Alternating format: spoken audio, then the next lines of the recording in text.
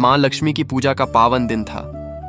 नगर में दीपों की रौनक थी, हर ओर भजन कीर्तन गूंज रहा था। उसी नगर की एक तंग गली में एक नन्हा कुत्ते का पिल्ला कई दिनों से भूखा भटक रहा था। उसकी मां बीमार होकर कहीं गिर पड़ी थी। भूख से व्याकुल वह पिल्ला एक हलवाई की दुकान के पास पहुंचा और कांपते हुए जमीन पर गिरी मिठाई का छोटा सा टुकड़ा उठा लिया। यह देखकर दुकान की मालकिन, जो धन के घमंड में अंधी हो चुकी थी, क्रोध से आग बबूला हो गई। उसने दया दिखाने के बजाय खौलता हुआ गरम घी उस मासूम पिल्ले पर डाल दिया। तीव्र जलन से वह दर्दनाक चीख के साथ सड़क पर गिर पड़ा और मूर्छित हो गया।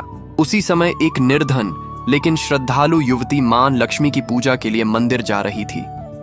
यह करुण दृश्य देखकर उसका हृदय कांप उठा। आंखों से आंसू बहने लगे, पर वह बिना देर किए मंदिर पहुंची। मंदिर में दीपक जलाकर वह ध्यान मुद्रा में बैठ गई और रोते हुए बोली, हे मां लक्ष्मी, यदि धन का सच्चा अर्थ करुणा है तो इस निरीह जीव की रक्षा कीजिए। उसकी सच्ची पुकार सुनकर मंदिर प्रकाश से भर गया। मां लक्ष्मी स्वयं प्रकट हुईं। पिल्ले की पीड़ा देखकर उनका हृदय द्रवित हो उठा। उन्होंने तुरंत भगवान धन्वंतरी को स्मरण किया।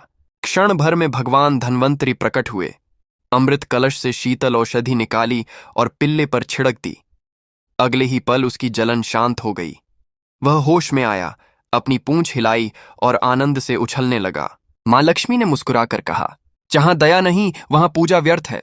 पर अफसोस, उस दिन भी लोगों ने इस दिव्य लीला को देखा नहीं, समझा नहीं और किसी ने लाइक नहीं किया।